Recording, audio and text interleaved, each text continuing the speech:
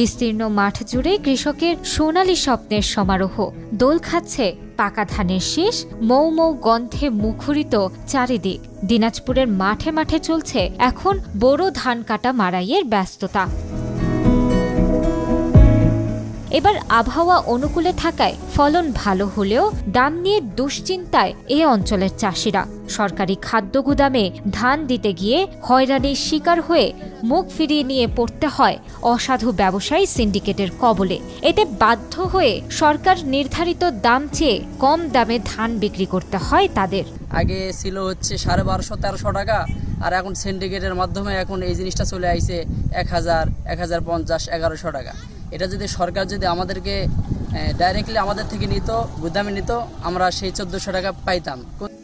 চলতি মৌসুমে বিঘা প্রতি ধানের ফলন হয়েছে 22 থেকে 25 মন। সরকার নির্ধারিত প্রতি মন ধানের দাম 1440 টাকা হলেও খোলা বাজারে প্রতি মন চিকন জাতের ধান বিক্রি হচ্ছে 1200 থেকে 1250 টাকা, আর মোটা জাতের ধান বিক্রি হচ্ছে 1100 থেকে 1200 টাকা।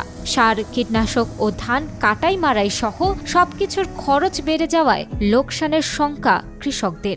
নিজেরা ধান নিজেরাই কাটতেছি, যে ধানে বিক্রি করতে গেলে দাম পাচ্ছি না। আর যেগুলো কিষান নিয়েছি তাহলে আমাগঞ্জে আমার কিছুই থাকতেছে না। কীটনাশক ওষুধের দাম বেশি, মানে ধান বিক্রি করতে গেলে দাম পাচ্ছি না। কৃষক একটু মানে লস খেতে আছে, মানে এটা কি 1200, 1250, 1300 টাকা যদি কিনতো তাহলে গৃহস্থরা কিছু টাকা মেকআপ করতো। আর যে ক্ষয় খরচাটা যেটা হতো এটা কিছুটা মেকআপ হতো। আমরা প্রকারভেদে বিভিন্ন ধরনের ধান কিনতেছি। কয়েকদিন আগে যখন আবহাওয়া ভালো ছিল তখন আমরা ধান কিনলাম 1350 টাকা, 60 টাকা। হঠাৎ করে গত 3 দিন থেকে আবহাওয়া খারাপের জন্য আমরা প্রকারভেদে বিভিন্ন প্রকার ধান, সর্বোচ্চ ধান কিনতেছি আমরা 1220, 30, 50 টাকার মধ্যে। আবহাওয়া ভালো হলে হয়তো ধানের দামটা আবার বাড়তির পথে যাবে। কৃষি প্রণোদনার মাধ্যমে কৃষকদের ধান চাষে আগ্রহের পাশাপাশি ঘরে ফসল তোলা পর্যন্ত মাঠ পর্যায়ে তাদের সব ধরনের সহযোগিতা দেওয়া হচ্ছে বলে জানান উপজেলা কৃষি অফিসার আরজেনা বেগম। বড় মৌসুমে আমাদের জাতগুলো থাকে সেগুলো কিন্তু ম্যাক্সিমামই আছে হাই ইল্ডিং ভ্যারাইটিস। তো আগাম যে জাতগুলো সেই জাতগুলোতে ফলন একটু স্বাভাবিকভাবে আমাদের যে উচ্চ ফলনশীল জাতগুলো আছে তার থেকে একটু কম হয়, তবে অবশ্যই সেটা বিঘা প্রতি 30 মনের উপরেই চলে যাবে। তো আবহাওয়া অনুকূলে থাকায় এবং আমাদের কৃষক পর্যায়ে যে পরামর্শগুলো সেগুলো কিন্তু আমাদের অব্যাহত আছে।